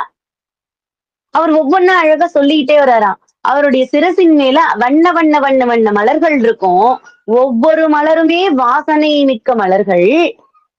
சுவாமிக்குன்னு தனியா பூ தொடுக்கிறவங்க திருவாரூர்ல மட்டுமே, அந்த கோவில்ல மட்டுமே பூ தொடுக்கிறவங்க தான் சுவாமிக்கு மாலை போடுவா. ஒவ்வொன்னும் பட்டு வஸ்திரங்கள் தான். ராஜா அப்படின்றதுனால ஒரு ஒரு ராஜ சிம்மாசனத்துல உட்காத்தி வச்சிருக்காங்க அப்படின்னு சுவாமிய பத்தி அழகழகா வர்ணிச்சுக்கிட்டே வராராம். அந்த உதடு இவ்வளவு அழகா இருந்துச்சு, அந்த மூக்கு இவ்வளவு அழகா இருந்துச்சு, அந்த கண்கள் வந்து கருணை பொங்குச்சு. கண்கள் அப்படி பார்த்த உடனே இறைவனுடைய அந்த திருவாரூர் தியாகராஜ பெருமானுடைய அந்த கண்கள் கருணை மிக்க கண்களாக இருந்துச்சு. அவருடைய நெற்றியில மான்மதச் சாந்து வச்சிருந்தாங்க சுவாமிக்கு. அதோடைய மனம் தியாகராஜ பெருமான்னா அது தனி மனம்தான். அவர் இப்படிதான் அழகா இருந்தார் அப்படின்னு பார்த்தா, அவரை உள்ள இருந்து வெளியே தூக்கிட்டு வந்தா, அப்படி தூக்கிட்டு வரும்போது முன்னிலும் பின்னழகராக இருக்கார். அந்த பின்னோட அழக வர்ணிச்சு சொல்ல வார்த்தைகளே இல்ல. என்னமா முன்னிலும் பின்னழகராக இருக்கார். நாம எதிர்பார்க்கவே முடியாது. சுவாமி இப்படி பார்க்கலாமா, இந்த பக்கம் பார்க்கலாமா, இடது பக்கம் பார்க்கலாமா, நம்ம வலது பக்கம் பார்க்கணுமா, நமக்கு இந்த 2 கண்கள் இந்த ஜென்மத்துல நமக்கு போதல அப்படின்னு அவரை பத்தி வர்ணிக்கும் போது மூர்த்தி அவன் இருக்கும் வண்ணம் கேட்டாள். சுவாமி எப்படி இருக்காருன்னு கேட்டுட்டார். பின்னை அவனுடைய ஆரூர் கேட்டாள். என்னாச்சு? நாம இப்ப என்ன பண்ணுவோம்? பையன் என்ன பண்றான், என்ன வேலை செய்யறான், முதல்ல வீடு இருக்கா, கார் இருக்கா, அப்படிதானே கேக்குறோம். ஆனா அவ என்ன கேட்டா? பெயர் கேட்ட உடனே மயங்கிட்டா. இன்னொன்னு, மூர்த்தி அவன் இருக்கும் வண்ணம் கேட்டாள். சுவாமி அவருடைய அழக பார்த்து கேட்டா. சுவாமி எப்படி இருந்தார், இப்படி எல்லாம் இருந்தாருன்னு அவர் சொல்றார், அதையும் கேட்டுக்கிட்டா. பின்னை அவனுடைய ஆரூர் கேட்டாள். அப்ப அவர் எந்த ஊர்? ஆரூர், திருவாரூர் அப்படின்னு அந்த ஊர் பேர் கேட்டா. பெயர்க்கும் அவனுக்கே பிச்சியானால். பிச்சின்னா பைத்தியம். இந்த 3 கேட்ட உடனே கிட்டத்தட்ட உலகத்தை மறந்துட்டா. இதெல்லாம் நல்லா கவனிச்சுக்கிட்டே வாங்க. உலகத்தையே மறந்து போயிட்டா. அப்படி மறந்தவ என்ன ஆயிட்டா? பைத்தியம் ஆயிட்டா. சுவாமி அவரையே நினைப்புல வச்சுக்கிட்டா. மனசுக்குள்ள தியாகேஜ பெருமானையே மனசுல நினைச்சுக்கிட்டா. பைத்தியம் ஆயிட்டா அவ. அப்ப அன்னையும் அத்தனையும் அன்றே நீத்தாள். அன்னைனா தாய், அத்தனைனா உலகம். எல்லாத்தையும் அப்பயே விட்டுட்டா. எனக்கு எனக்கு அவருதான் வேணும், எனக்கு அவரை பார்க்கணும், அந்த ஒரு காதல் அவளுக்கு வந்துடுச்சு. அந்த ரொம்ப ஆசை அவர் மேல அந்த காதல் அதிகமாக ஆக, ஆசை அதிகமாக ஆக, எனக்கு ஒரு அம்மா இருக்காங்க, உற்றம் இருக்காங்க, சுற்றார் உறவினர் எல்லாம் இருக்காங்கன்றதையே மறந்து போயிட்டா. அகன்றார் அகலிடத்தார் ஆசாரத்தை, இந்த உலக பழக்கத்தையே மறந்து போயிட்டா. இந்த நேரத்துக்கு தான் எந்திரிக்கணும், இந்த நேரத்துக்கு சாப்பிடணும், இதுதான் வழக்கம், இப்படிதான் போகணும், இப்படிதான் ஜட பின்னணும், அது எல்லாத்தையும் மறந்து போயிட்டா. தான் தன்னன்றதே மறந்து போயிட்டா. தன்னை மறந்தால் தன் நாமம் கெட்டாள். நான் யார் என்றதையே மறந்து போயிட்டா. நாம உட்கார்ந்துகிட்டு இருக்கோமா, இப்ப நின்னுகிட்டு இருக்கோமா, இல்ல நடந்து போய்கிட்டு இருக்கோமா, என் பேர் என்ன அப்படின்ற நிலைக்கு போயிட்டா. புரியுதுங்களா? அப்படி மறந்தவ தடைபட்டாள், தலைப்பட்டாள், நங்கை தலைவன் தாளே. அப்ப ஆரூர் பெருமானுக்கு எவ்வளவு சிறப்புன்னு பாத்துக்கோங்க. அவருடைய தாளை மட்டுமே ஞாபகம் வச்சிருக்கா. முன்னம் அவனுடைய நாமம் கேட்டாள், பேர் கேட்டா. மூர்த்தி அவன் இருக்கும் வண்ணம் கேட்டாள், அவருடைய அழக கேட்டா. பின்னை அவனுடைய ஆரூர் கேட்டாள், அவருடைய ஊர் பேரை கேட்டுட்டா. பெயர்த்தும் அவனுக்கே பிச்சியானால், பைத்தியமாவே ஆயிட்டா. அன்னை அத்தனையும் அன்றே நிற்காள், எல்லாத்தையும் விட்டுட்டா. அகன்றார் அகலிடத்தார் ஆசாரத்தை, உலக பழக்க வழக்கங்கள் எல்லாத்தையும் விட்டுட்டா. தன்னை மறந்தாள், தன் நாமம் கேட்டாள், மறந்துட்டா. நான் தான்றதே மறந்து போயிட்டா. தலைப்பட்டால் நங்கை தலைவன் தாளே. அப்போ நம்ம ஆரூர் பெருமான் கிட்ட நாம நெருங்கி நெருங்கி நெருங்கி போக போக போக நமக்கும் இதே நிலைதான் வரும் அப்படின்னு சொல்றார். அப்ப இந்த நிலைய நாம எதை வச்சு பார்க்கணும் அப்படின்னு கேட்டா, இந்த நிலை வந்து நமக்கு தியானத்தை வச்சு பார்க்கணும். நாம சுவாமியுடைய நாமம் எடுத்துக்கணும். ஒரு நாமாவை நம்ம சொல்ல ஆரம்பிக்க போறோம். ஆரூரா ஆரூரா ஆரூரான்னு ஒரு தியானத்துல நம்ம சின்முதிரை வச்சு உட்காரும் போது அவன் நாமாவ கேட்டுக்கிட்டு இருப்போம். அவன் நாமாவையே சதா சொல்லிக்கிட்டு இருப்போம். அடுத்து இறைவனுடைய அவருடைய அழகு அங்கங்களை நாம பார்த்துக்கிட்டே இருப்போம். கண் மூடி நாம பார்த்துக்கிட்டு இருப்போம். பின்னை அவனுடைய ஆரூர் கேட்டால், ஆரூர் பெருமானே அழகான ஊராச்சே, இந்த ஆரூர். இதெல்லாம் நம்ம மனசுக்குள்ள கண்ணு முன்னாடி தியானத்துல உட்காரும்போது இதெல்லாம் அப்படி ஓடிக்கிட்டு இருக்குமா. இதெல்லாம் வந்து அது வசம் வந்தவங்களுக்கு தெரியும். இதெல்லாம் நம்ம கேட்டுக்கிட்டே வருவோம். அன்னை சுற்றம் நீத்தாள் அப்படின்னா நம்ம சுத்தி இருக்கிற நடக்கிறது எல்லாத்தையும் நாம மறந்து போயிடுவோம். தியானத்துல இருக்கும்போது இதெல்லாம் நாம மறந்து போயிடுவோம். அகன்றால் அகரிடத்தால் ஆசாரத்தைனா உலக பழக்கம் இதுதான்றது கூட நமக்கு தெரியாது. ஏன்னா இந்த உலகத்தை விட்டு நாம ஒரு அடி 2 அடி மேல ஏன் எழுந்து அப்படி பறக்கிற மாதிரி ஒரு நினைப்பு நமக்கு வந்துரும். அப்படி இருக்கும்போது தன்னை மறந்தால் தன் நாமம் கெட்டாள் அப்படின்னா நாம யாருன்றத மறந்து நான் என்பது ஒழிந்து நாம யார் என்பதை மறந்து நமக்குள்ள இருக்கிற இறைவன் எங்க ஒளிந்திருக்கார், உயிரா எங்க இருக்கார், அந்த ஜோதி எங்க இருக்கு அப்படின்னு தேடி அத பார்த்துட்டோம்னா நம்முடைய நாமா நம்முடைய பெயர் கூட நமக்கு தெரியாது. அந்த நிலை சித்தர்கள்லாம் பார்த்திருக்காங்க இல்லையா? அந்த நிலைகள் இந்த நிலைதான் சித்தர்கள் அனுபவிச்ச நிலைகள் இது. அப்ப சுவாமி மேல எந்த அளவுக்கு காதல் இருக்கணும் இல்லையா? அந்த காதலைத்தான் இவ்வளவு விளக்கமா ஒரு 6 வரியில நாவுக்கரசு பெருமான் சொல்லிட்டார். அந்த பாடல் ஒவ்வொன்னும் அந்த வரிகள் ஒவ்வொன்னும் நமக்கு படிக்க படிக்க படிக்க ஒவ்வொரு நாளுக்கும் ஒவ்வொரு அர்த்தம் வந்துகிட்டே இருக்கு. கண்டுபிடிச்சுக்கிட்டே இருக்கணும். வந்துகிட்டே இருக்கும். அந்த மாதிரி இந்த திருத்தாண்டகத்துல அவ்வளவு அழகா இருக்கும். அம்பாள் அதே நிலைமைதான். யாருக்கு? இமயராஜன் அவருடைய மகள் கமலாம்பாள். அவளுக்கு அதே நிலைமைதான். அந்த நிலையில இருக்கிற அவ என்ன பண்றா? உம் உட்கார்ந்துட்டாங்க. அழகா அப்படி உட்கார்ந்துட்டாங்க. மகள் ஒரு ராஜகுமாரியாக இருந்தா அழகா அரசிலங்குமாரி வைர வைடூரிய நகைகள் இருந்து பட்டு பீதாம்பரத்துல இருந்து எல்லாம் போட்டுக்கிட்டு இருந்தா. திடீர்னு தன் பெண் வந்து இப்படி உட்கார்ந்துட்டாளே, இப்படி வந்து அமர்ந்துட்டாளே, ஆரூர் பெருமான் மேல இருக்கிற காதல்ல இப்படி வந்து அமர்ந்துட்டாளேன்னு ஒரு அவங்க அப்பாவுக்கு மனசு ரொம்ப கஷ்டமாச்சு. என்னதான் இருந்தாலும் அப்பா அப்படின்னு வரும்போது தன் மகளுடைய இந்நிலையை பார்க்க எந்த தந்தையும் விரும்புறதில்லை இல்லையா? அந்த அம்மா எப்படி இருப்பாளாம்? காமாட்சி ஒரு சொல்லுவாங்க, 10 விரல் மோதிரம் எத்தனை பிரகாசமது பாடகம் தண்டை கொலுசும்.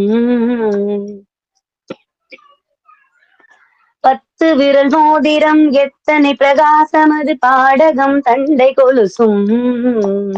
பச்சை வைடூரியம் நிச்சயாயிழத்தி திட்ட பாதச்சிலம்பின் ஒலியும்.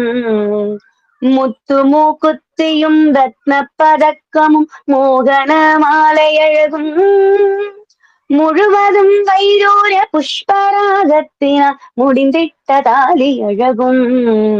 சுத்தமாகிருக்கின்ற காதினில் கம்மலும் சிங்கையில் பொன் தங்கணும். ஜெகமெல்லாம் விலை பெற்ற முகமெல்லாம் பொலிவுற்ற சிறுகாது கொப்பின் அழகும். அத்திவரதன் தங்கை சக்தி சிவரூபத்தை அடிய நான் சொல்லதிடமோ. அழகான காஞ்சியில் புகழாக வாழ்ந்திடும் அம்மை காமாட்சி உமையே. அப்ப அந்த அம்பாள் எப்படி இருந்திருப்பா? ராணியா இருக்கும்போது அதாவது இளவரசியா இருக்கும்போது தன் மகளாக இருந்தப்ப எப்படியெல்லாம் வைடூரிய ஆடைகள் எல்லாம் சூட்டிக்கிட்டு இருந்தா, பட்டு பீதாம்பரங்கள்ல உடுத்திக்கிட்டு இருந்தா அம்பாள், பட்டு புடவைகள் அறிஞ்சவன் இன்னைக்கு எப்படி உட்கார்ந்துகிட்டு இருக்கா? ஒரு காவி உடைய உடுத்திக்கிட்டு, அதாவது காவியில சேலை கட்டிக்கிட்டு அழகா பர்ணசாலையில உட்கார்ந்துட்டு இருக்கா. சதா இறைவனுடைய நாமா ஆரூரா ஆரூரா அப்படின்னு கையில ருத்ராட்சம், கழுத்துல ருத்ராட்சம், நெற்றியில் திருநீரும் குங்குமமும் அழகா அணிஞ்சுக்கிட்டு அம்பாள் ஒரு கொண்டை அப்படி போட்டுக்கிட்டு சாட்சாத் ஒரு சன்னியாசி பெண் அப்படி இருந்தா எப்படி இருப்பாங்களோ அதே மாதிரி அம்பாள் அந்த பர்ணசாலையில அமர்ந்து தியானம் பண்ணிக்கிட்டு இருக்கா. நாட்கள் போகுது, காலங்கள் போகுது, உருண்டு உருண்டு ஓடிக்கிட்டே இருக்கு. பல பல அமாவாசைகள் வந்தது, பல பௌர்ணமிகள் வந்தது, பல திதிகள் போனது. எல்லாம் அப்படி கடந்து கடந்து கடந்து கடந்து போய்கிட்டே இருக்கு. அப்பா ஒரு நாள் வர்றார். வந்து பார்த்து கஷ்டப்படுறார். என் மகளா நான் கையில் எடுத்து வளர்த்த என் மகளா இப்படி உட்கார்ந்துகிட்டு இருக்காளே, அம்மான்னு அவள கூப்பிடவும் முடியல. ஏன்னா அவ தியானத்துல இருக்கா. அவள் சொல்லிட்டு வந்தது இதுதான். நான் அவர தான் திருமணம் பண்ணிக்குவேன். அப்படின்னு சொல்லிட்டு வந்துட்டா. என் மகள எப்படி நான் எழுப்புவேன் அப்படின்னு ஓடுறார். சரி அவர் யார் கால்ல அவர் திருமணம் பண்ணிக்கணும்னு அவ ஆசைப்படுறாரோ, அவர் கால்லயே நாம போய் விழுவோம். அப்படின்னு தியாகேச பெருமான நோக்கி ஓடுறார். புற்றிடம் கொன்ற என் இறைவனை நோக்கி ஓடுறார். அரூரா, அரூரா, தியாகேசா, இறைவா நேரா ஓடி போய் அவருடைய கால்ல விழுந்து அழுறார். சுவாமி, சுவாமி, சுவாமி. நீங்க இல்லாம அங்க கையிலேயே அப்படியே வெறிச்சோடி கிடக்கு சுவாமி. தேவர்கள், யக்ஷரர்கள், கண்ணர்கள், கந்தர்வர்கள், கிண்ணறர்கள், சித்தர்கள், சாரணர்கள், முனிவர்கள் எல்லாம் உங்களுக்காக ஏங்கிக்கிட்டு இருக்காங்க. இமயமலை சாரல்ல நீங்க இல்லையே, கையிலையில நீங்க இல்லையே, காசியிலும் நீங்க இல்லையே, எங்கேயுமே நீங்க இல்லையே, இங்க வந்து இருக்கீங்களே அப்படின்னு உங்களுக்காக ஏங்கிட்டு இருக்காங்க சுவாமி. என்னுடைய மகளை பாத்தீங்களா? உங்களுக்காக வந்து இ அதாவது ராணி மாதிரி வாழ்ந்தாளாச்சே! அவ உங்களுக்காக வந்து நீங்க தான் வேணும்னு ஒரு பர்ணசாலை அமைச்சுக்கிட்டு, கமலநாயகி அப்படின்ற பெயர்ல உம்ம குறித்து தவம் இருக்காளே சுவாமி, அத நீங்க பார்க்க மாட்டீங்களா? ஒரு தந்தையுடைய கதறல் இது வந்து. சுவாமி கிட்ட போய் இறைவன் கிட்ட ஒரு அப்பாவா அவர் போய் அழுவுறார். மகள தியானத்துல இருந்து எழுப்ப முடியாது, கலைக்க முடியாது. ஒரு அப்பாவா அவர் போய் அழறாரு. அவ அந்த மும்மலங்களை அகற்றி, அந்த ஆசைகளை அடக்கி, எதெல்லாம் அவ இது பண்ணிட்டு இருந்தாலும், அந்த மென்மையான வெண்பட்டுக்கள் அணிந்து கொள்ளக்கூடிய இடையில, அவர் சொல்றாராம், அந்த மென்மையான வெண்பட்டுக்கள் அணிந்து கொண்ட இடையில, அவ என்ன போட்டிருக்கா தெரியுமா? ஒரு காவி உடைய உடுத்தியிருக்கா. அவர் பாதங்கள்ல தங்கக் கொலுசும், வைரக் கொலுசும், அதுல வைர முத்துக்களும், பவளங்களும் கோர்த்து போட்டு வச்சிருந்தேன். அதுலெல்லாம் அவ ருத்ராட்சம் போட்டிருக்கா சுவாமி. அவளுடைய கைகளுக்கு நான் வைர கங்கணங்கள்ல இருந்து, தங்க கங்கணங்கள்ல இருந்து, காப்புகள்ல இருந்து அழகழகா பண்ணி போட்டிருந்தேன். இன்னைக்கு என்னுடைய பெண் இந்த நிலையில இருக்காரே சுவாமி. அவளை என்னால பார்க்க முடியல சுவாமி. அப்படின்னு அழறார். என் குழந்தைய நான் எப்படி எல்லாம் வளர்த்தேன், என் குழந்தை பார்க்க முடியல. இன்னும் உங்க மனசு இறங்கலையா? உங்க மனசு இறங்கலையா சுவாமி? அவ எத்தனையோ தவம் பண்ணினாலே, உங்கள வந்து அடையறதுக்கு என்னென்னமோ தவம் பண்ணினாலே, அதாவது எத்தனை தவங்கள் பண்ணினா, பர்வதகுமாரனுக்கு பிறந்து பார்வதியாக வந்து உம்மை அடைந்தாளே, தக்ஷனுக்கு மகள் தாட்சாயணியாக வந்து பிறந்தாளே, அப்பயும் உங்கள வந்து அடைஞ்சாளே, எத்தனையோ எத்தனையோ பிறவிகள் எடுத்தாளே, இப்ப இந்த பாவிக்கு வந்து பிறந்து, இப்ப இவ இப்படி தவம் பண்ணணுமா? உங்க மனசு உருகலையா? அவர் கேட்கிறார். ஏன்னா அவர் கேட்கிறதும் நியாயம் தானே. புரியுதுங்களா? ஒரு தந்தையா இருந்து அவர் வேண்ட வார்த்தைகள் நியாயம். அவர் அழறார், கதர்றார். உண்மையாவே இறைவன் கிட்ட போய் என் மகளுக்காக என் மகள இப்படி இருக்காளே நீங்க பாக்கலையே சுவாமி அப்படின்னு கதர்றார். அப்படி கதரும்போது, சுவாமி உங்க மனசு இறங்கலையா? வனதேவதைகளும், ஜலதேவதைகளும், அஷ்டவஸ்துக்களும், திருமூர்த்திகளும் என் பெண்ணின் தவத்திற்கு சாட்சியாக விளங்குறாங்க. யாருமே கிட்ட நெருங்கி போக முடியலையா? அந்த அம்மா தவம் பண்ணும்போது அப்படி உட்கார்ந்து ஆரூரா ஆரூரான்னு அவருடைய நாமம சொல்லும்போது அந்த தவத்தை பார்த்து எல்லாரும் மெச்சி போறாங்களாம். அப்படி இறங்கி வந்து கொஞ்சம் தொலைவா நின்னு பார்த்துட்டு போறாங்க. தூரமா நின்னு பாக்குறாங்க. ஏன்னா அந்த இறைவனுடைய நாமாவை அவங்க சொல்ல சொல்ல சொல்ல சொல்ல அந்த கமலாம்பிகையுடைய ஒவ்வொரு மயிர்கால்கள்லயுமே உடம்புல இருக்கிற ஒவ்வொரு மயிர்கால்கள்லயுமே ஒரு விதமான ஒளி வெளியே பரவிக்கிட்டே இருக்கான். எப்படி வள்ளலார் பெருமான் அவருடைய தவத்துல எப்படி அவருடைய மயிர்கால்கள்ல இருந்து ஒரு விதமான ஒளிகள் வந்ததுனால வெண் ஆடையை அணிந்து கொண்டாரோ, அதே போல இந்த கமலாம்பாளுடைய உடம்புல இருந்து அந்த மயிர்கால்கள்ல இருந்து ஒரு விதமான ஒளி வந்து வெளியே வருதாம். இந்த அம்மா ஆரூரா ஆரூரான்னு சொல்ல சொல்ல சொல்ல சொல்ல அந்த மயிர்கால்கள்ல இருந்து வெளியே வர ஆரம்பிக்குது. அப்ப வெளியே வந்த உடனே அந்த வருது. என் பெண் சாப்பிட்டு எவ்வளவு நாள் ஆச்சு? என் பெண் தண்ணி குடிச்சு எவ்வளவு நாள் ஆச்சு? எத்தனையோ வருஷ காலம் ஆகுதே. அவர் நீர் கூட அருந்தலையே சுவாமி. அவர் உணவு அருந்தலையே. உட்கார்ந்த இடத்தை விட்டு அவ எந்திரிக்கவே இல்லையே சுவாமி. உனக்காகவே அழுதுகிட்டு உன்னையே நினைக்கணும். உன்னதான் திருமணம் பண்ணிக்கணும் அப்படின்னு ஒரு வைராக்கியத்துலதான் அங்க வந்து உட்கார்ந்துகிட்டு இருக்கா. அவருடைய சரீரத்துல வீசுறது பிரம்ம ஒலி. அம்பாளுடைய சரீரத்தில் இறைவனை நினைத்து அவன் நாமாவ சொல்ல சொல்ல சொல்ல அவளுடைய சரீரத்தில் வந்தது பிரம்ம ஒளி. அந்த ஒளி வீசுது, யாராலையும் கிட்ட நெருங்க முடியல. அப்படி இருந்துமே அப்படி இருந்துமே உன்னுடைய மனம் இறங்கி வரலையா?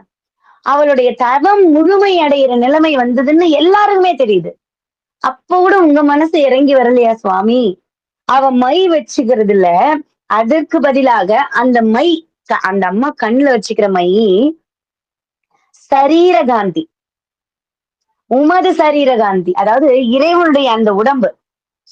தியாகராஜ பெருமானுடைய உடம்பு வந்து நமக்கு வந்து இதுதான் சூட்சமம் தான் இல்லையா? அந்த சரீரகாந்தி அந்த மைதான் அவ அணிஞ்சுகிட்டு இருக்காளாம் அம்பாள். இறைவனுடைய உடம்பத்தான் அந்த உடம்புல இருந்து எந்த மை வருமோ அததான் அணிஞ்சுகிட்டு இருக்காளாம். அந்த அம்பாளுடைய கண்ணுல இருக்கிற மை கூட ஒரு ஒரு ஒரு பெயர் பெற்றிருக்குன்னா பாருங்க. அதுதான் திருவாரூர். ஒவ்வொரு மலரும் அவன் பெயர் சொல்லும். ஒவ்வொரு துணியும் அவன் பெயர் சொல்லும். ஒவ்வொரு மண்ணும் அவன் பெயர் சொல்லும். ஒவ்வொரு செடியும் அவன் பெயர் சொல்லும். ஒவ்வொரு பூச்சி கூட அவன் பெயர் சொல்லுமாம் திருவாரூர்ல. அப்படி அவர் அவங்க அப்பா சொல்றார், இவ்வளவு என் பொண்ணு இப்படி இருக்கா சுவாமி, உங்க மனசு இறங்கி வரலையா? தேவர்கள்லாம் வராங்க, மூவர்கள்லாம் வராங்க, உங்க மனசு இறங்கலையா சுவாமி? அப்படின்னு அவர் கையேந்தி தன் மகளுக்காக இறங்கி அப்படி கேட்டுக்கிட்டு இருக்கார். அவ இந்த ராஜகுணங்கள், தமோ குணம், மோகம் இதெல்லாம் அடக்கிட்டு நீயே கதி, நீதான் அப்படின்னு அவ உங்ககிட்ட வந்து நிக்கிறா. அப்படி நிக்கும் போது நீங்க தானே சுவாமி அவளை அங்கீகரிக்கணும். எனக்கு மனைவியாக நான் ஏத்துக்கிறேன்னு உங்க வாயில இருந்து ஒரு வார்த்தை வராதா? அப்படின்னு அவர் ஏங்கி அப்படி நின்னு அழுதுகிட்டு இருக்கார். ஒரு வார்த்தை சொல்லக்கூடாதா? அவரை நான் திருமணம் பண்ணிக்கிறேன்னு ஒரு வார்த்தை சொல்லக்கூடாதா? உமது பாதத்தையே அதாவது நீதான் கதி, நீதான் எல்லாமே, நீதான் அவருடைய ராஜா. அந்த ஒப்பற்ற செல்வமும் நீதான், ராஜ்யமே நீதான். உன்னதான் தாயா நினைச்சுக்கிட்டு இருக்கா, உன்னதான் தந்தையா நினைச்சிட்டு இருக்கா, உன்னை தோழியாவும் நினைச்சுக்கிட்டு இருக்கா, உன்னையே நினைச்சு தவம் பண்ணிக்கிட்டுவல நீ இப்படி விட்டுடலாமா? அப்படின்னு அந்த இமயராஜன் கதறான். கதறி கதறி கதறி அழுறான். அப்படி அழுது அழுது என்ன ஆகுது, அழ நேரத்துல அழகா சுவாமி இறங்கி ஒரு மன்மதனுக்கு சமமான ஒரு காட்சியை சுவாமி அங்க கொடுக்குறார். மன்மதனே அங்க எதுவுமே கிடையாது வச்சுக்கோங்களேன். மன்மதன்னா அழகு அப்படின்னு சொல்லுவாங்க இல்லையா? அப்ப இறையோடைய அந்த அந்த தீமேனி சுவாமியுடையது வந்து பொன்னார் மேனியன் அழகா சொல்லுது.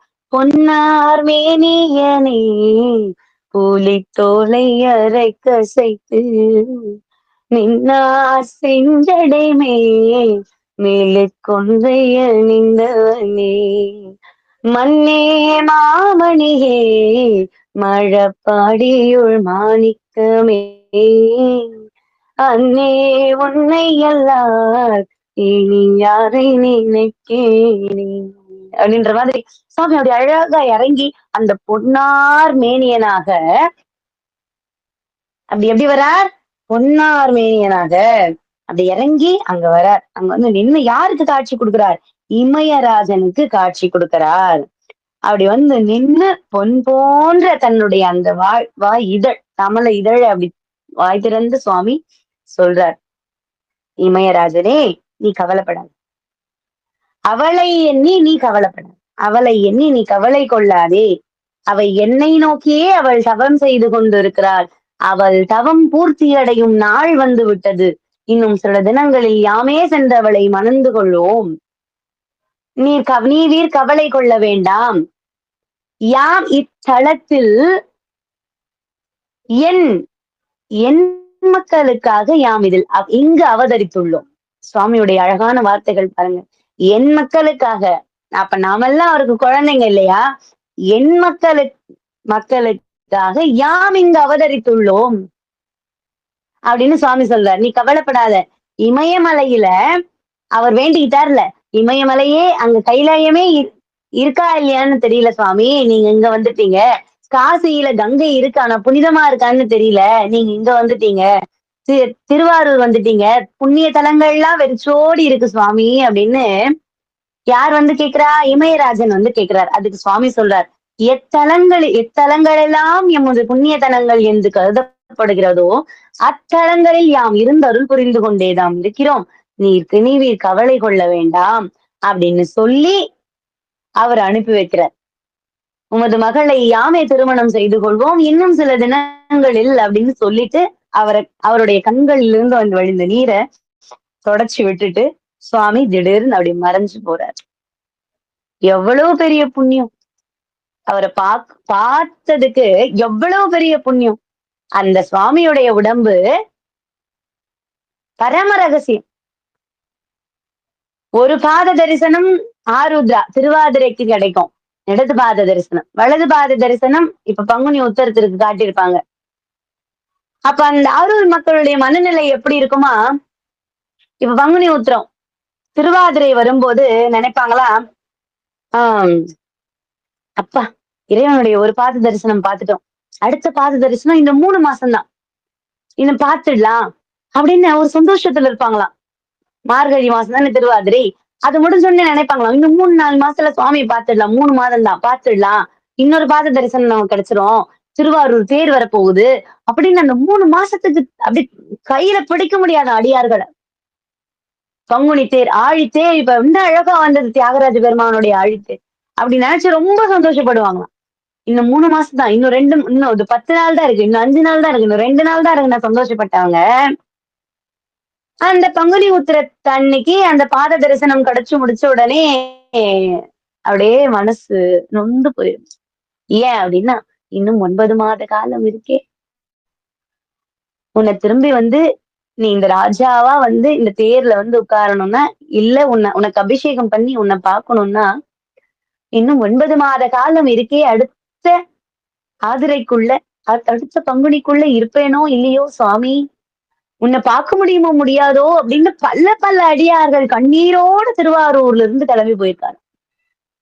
பல பல அடியார்கள் கண்ணீரோட கிளம்புவாங்களாம். ஒரு தாய் வீட்டுக்கு வந்த பெண்ணினுடைய மனநிலை எப்படி இருக்குமோ அது போலத்தான் திருவாரூர்ல இருந்து ஒவ்வொரு மூவர் முதலிகள் அப்படின்னு சொல்ற ஞானசம்பந்த பெருமானாக இருக்கட்டும், நாவுக்கரசு பெருமானாக இருக்கட்டும், சுந்தரமூர்த்தி சுவாமிகளாக இருக்கட்டும், இவங்க 3 பேருமே திருவாரூர் தலத்துல இருந்து அப்படி போகும்போது அழுதுகிட்டே தான் போனாங்க. நான் விட்டு பிரிய முடியாம மேலாடிமை உமக்கே ஆழாய் அப்படின்னு சுந்தரமூர்த்தி சுவாமிகள் பாடுவார்.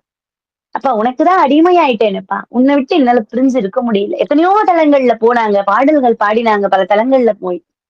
ஆனா திருவாரூர் அப்படின்னு வரும்போது அவங்க உயிர் மட்டும் அந்த தலத்துல இருந்து உடம்பு மட்டும்தான் வெளிவந்துச்சான்.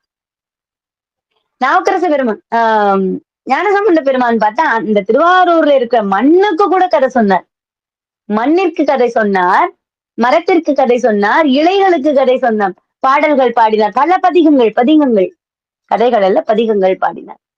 யார்? ஞானசம்பந்த பெருமான். அந்த கோவில் வாயிலிருந்து இறைவன் புற்றிடம் கொண்ட பெருமானை போய் பார்க்கறதுக்குள்ளவே 5 பதிகங்கள் பாடி முடிக்கிறார்.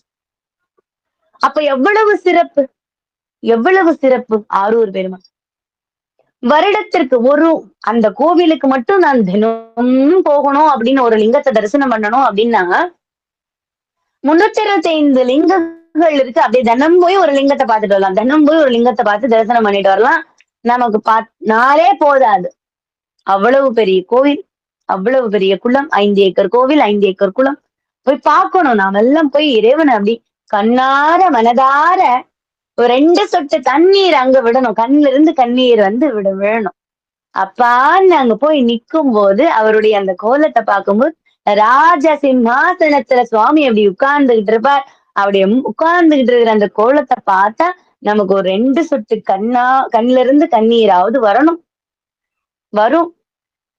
அப்படி வர்ற மனசுதான் ஆண்டவனுடைய அப்படி லயிச்சு போகுது, ஒட்டி போகுது அப்படின்னு அர்த்தம் இல்லையா? எந்த கோவிலாக இருக்கட்டும், திருவாரூர்னு கிடையாது, சிதம்பரமாக இருக்கட்டும், நம்ம பக்கத்துல இருக்கிற சிவபெருமானாக இருக்கட்டும், பக்கத்துல இருக்கிற நடராஜ பெருமான் கோவிலுக்கு போறதா இருக்கட்டும், எந்த கோவிலுக்கு போனாலும் சரி, நாம அங்க போய் நிக்கிறோமா, அந்த மூர்த்தத்தை பார்த்த உடனே கல்லுன்னு நினைச்சதான் கல். அந்த மூர்த்தத்தை அப்படி பார்த்து நிற்கும் போதே நம்ம கண்கள்ல இருந்து மலன்னு தண்ணீர் வந்துடும். அப்பான்னு கூப்பிட்டு நின்னுடும். அது அன்பு, அது பக்தி இல்லையா?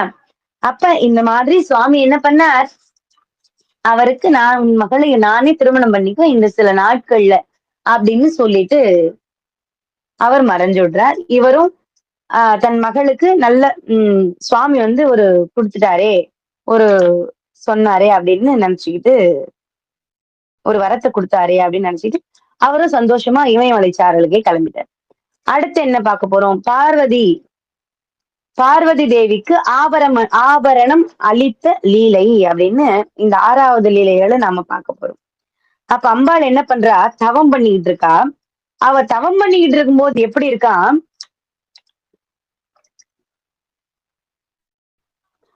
உதிக்கின்ற செங்கதிருச்சி திலகம் உணர்வுடையோர் மதிக்கின்ற மாணிக்கம் மாதுளம் போது பூங்கமலை துதிக்கின்ற மென்கொடி குங்கும தோயும் என்ன விதிக்கின்ற மேனி அபிராமி எந்தன் விழி துணையே. அழகா. அப்ப அம்பாள் அங்க தவம் பண்ணிக்கிட்டு இருக்கா. அவ தவம் பண்ணும்போது அந்த காட்சி எப்படி தெரியுது? முதிக்கின்ற செங்கதிர் உச்சி திலகம். அந்த அம்பாளுடைய அந்த உடம்புல இருந்து வெளிப்படுற அந்த ஒரு விதமான ஜுவாலை, அந்த வெளிச்சம் பிரம்ம வெளிச்சம் அப்படின்னு சொல்றா. அந்த பிரம்ம வெளிச்சத்துக்கு அந்த நெற்றியில் இருக்கிற அந்த நடு மையமான அந்த நெற்றியில அம்பாள் என்ன வச்சிருக்காளாம்? உதிக்கின்ற செங்கதிரை உச்சி திலகமாக வச்சிருக்காளாம் அம்பா. அப்படி அவ உட்கார்ந்து தியானம் பண்ணிக்கிட்டு இருக்கா. எத்தனையோ ஆண்டு காலம் அப்படி அமர்ந்து தியானம் பண்ணிட்டு இருக்கிறவ, அப்பதான் அவளுக்கு அந்த தியான நிலை கொஞ்சம் கொஞ்சமாக குறைஞ்சுகிட்டே வருது. அப்ப என்ன? இறைவன் வந்து காட்சி கொடுக்க போறாருன்னு அர்த்தம் இல்லையா? குறையுது. கொன் அப்ப சுவாமி அப்படி நாம போய் அங்க நேர்ல நின்னு அம்பாளை பார்த்தோன்னா நம்மளால பார்க்கவே முடியாது. ஏன்னா சூரியனே அவள் நெத்தி திலகமாக அங்க நிக்கிறாங்க அப்படின்னும் போது அம்பாளை கண் கொண்டு நாம பார்க்க முடியாது. தவம்தான். மாங்காட்டிலையும் அம்மா தவம்தான் பண்ணினா. காஞ்சிபுரத்திலையும் காமாட்சி தவம் பண்ணினா. பர்வதகுமாரனுக்கு பிறக்கும் போதும் தவம் பண்ணிதான் பிறந்தா. தாட்சாயணியாக இருக்கும் போதும் அம்பாள் தவம் பண்ணிதான் இறைவனை சேர்ந்தார். பல பல ரூபங்கள் எடுக்கும் போதும் அம்பாள் இறைவனை தவம் செய்துதான் சுவாமி கிட்ட போய் சேர்றா. அப்ப மனிதர்கள்ல நாம என்ன பண்ணணும்? நாம எடுத்த பிறவியை வீண் பண்ணிக்கலாமா? கூடாது. அவனுடைய நாமாவை கேட்டுக்கிட்டு இந்த பிறவிக்கு உன்னுடைய நாம போடும். பேசிக்கிட்டு இருப்போம். அவனுடைய நாமாவை கேட்டுக்கிட்டு இருப்போம். சிவசிவன்னு அவன் நாமாவை சொல்லுவோம். இல்லையா? அடுத்து பார்வதி தேவிக்கு ஆபரணம் அணித்தல் இல்லை. அப்ப அவங்க அப்பா இமயராஜன் அவர் வந்து கிளம்பி போயிட்டார். அப்படி போனவர் என்ன பண்ணார்? அவர் போன பிறகு சுவாமி அப்படி எழுந்து வர்றார். எப்படி வர்றார்? பாடலன்னான் மறையன் படிபட்ட கோலத்தன் திங்கள் சூடலன் மூவிலையை சூலம் வலனேந்தி கூடலர் மூட்டையிலும் எரியுண்ண கூரரி கொண்டு எல்லி ஆடலன் திரையன் ஆரூரமந்தானே. சுவாமி எப்படி வர்றார்? பாடலன் நான்மறையின் படிபட்ட கோல திங்கள் சூடலன். அழகாக திங்களையும் ஒரு பக்கம் கங்கையையும் அழகாக சூட்டி கொண்டு சுவாமி அப்படி இறங்கி அந்த பர்ணசாலையை நோக்கி சுவாமி போறார். தஜ்ஜும் தக் தக்கிட தஜ்ஜும் த அப்படின்னு சுவாமி அப்படி நடந்து போகும்போது அந்த சத்தம் அப்படி கேக்குதா நமக்கு. நம்ம மனசுக்கு எப்படி தோணுமா?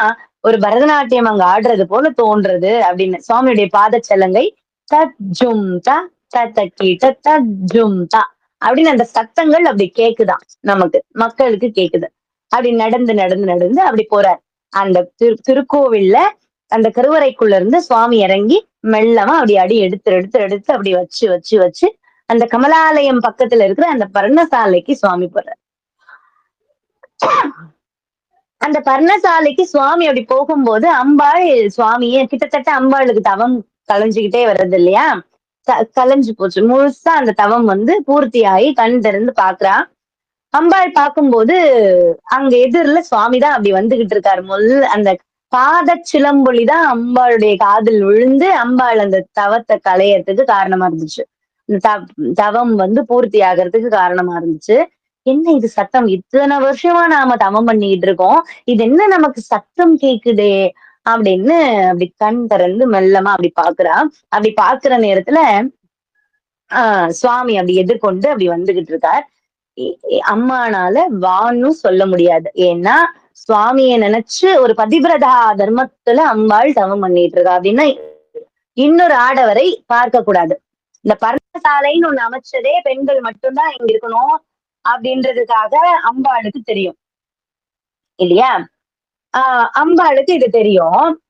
அப்படி தெரியும் அப்படின்னா, யோசிச்சுக்கிட்டு இருக்கா. இது யார் வர்றதுன்னு தெரியலையே! அதுவும் நம்முடைய பர்ணசாலைய நோக்கி வந்துகிட்டு இருக்காங்களே! இவங்க இப்படி வரலாமா? ஒரு பெண் மட்டும் தான் இங்க இருக்கும்ன்றது அவங்களுக்கு தெரியாதா? அப்படின்னு நினைச்சு பல பல குழப்பங்கள்.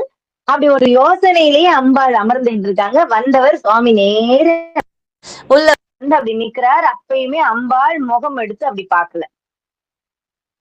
அதாவது நிமிர்ந்து பார்க்கல. ஏன்னா பார்க்க கூடாது அப்படின்றதுனால அம்பாள் நிமிர்ந்து கூட பார்க்கல. வந்தவங்களுக்கு ஒரு இருக்கை அப்படி வச்சுட்டு தலை குனிஞ்சபடியே தலை குனிஞ்சபடியே அம்பாள் அப்படி திரும்பி போயிடுறா. உள்ள போறா. உள்ள போயிட்டு ஒரு குரல் மட்டும் குடுக்குறா. சுவாமி உட்காருங்க. என்ன வேணும் உங்களுக்கு? அப்படின்ற மாதிரி கேக்குறா. கேட்ட உடனே எதுவுமே வேண்டாமா, நீ கொஞ்சம் இப்படி வந்து உட்காரு அப்படின்னு அம்மாவ சுவாமி கூப்பிடுறாரு. அப்படி கூப்பிட்ட நேரத்துல அம்பாளுக்கு கோவம் வந்துருச்சு. எதற்காக நான் இங்கிருந்து தவம் பண்ணிக்கிட்டு இருக்கேன்னு இந்த உலகத்துக்கே தெரியும். அப்படி நான் தவம் பண்ணும்போது என்னுடைய தவத்தை கலைத்ததும் அல்லாமல், நீ நடந்து வந்ததுனாலதான் அந்த பாத சத்தத்தை கேட்டுதான் என்னுடைய தவம் கலைஞ்சு போச்சு. இல்லையா?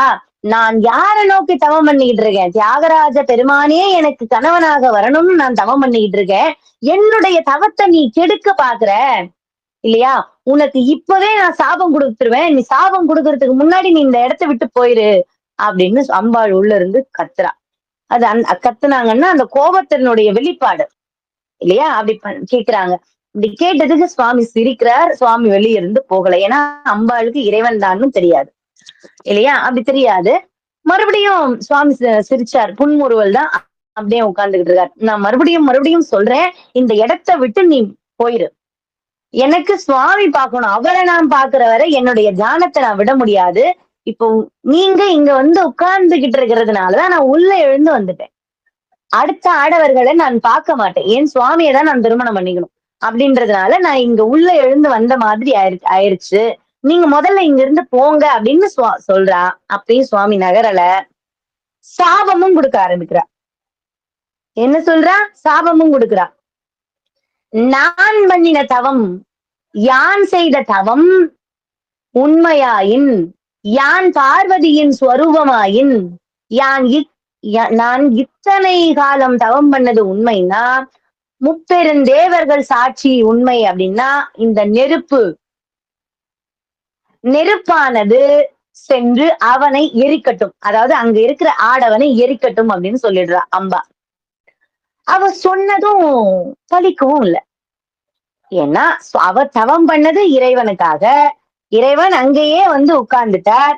நல்லா தெரியுது. அதாவது தெரியாது, அம்பாளுக்கு தெரியாது. அப்படின்னும் போது அந்த சாபம் பலிக்கல.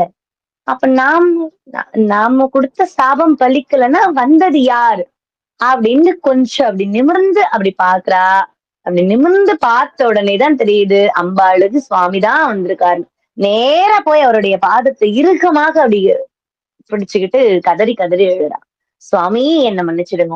உங்களுக்கே சாபம் விட்டனே, உங்களுக்கே சாபம் கொடுத்துட்டேனே சுவாமி என்ன மன்னிச்சிடுங்க. இந்த பாவத்தை தீக்க இன்னும் எத்தனை கோடி ஜென்மங்கள் நான் தவம் பண்ணணும் சுவாமி.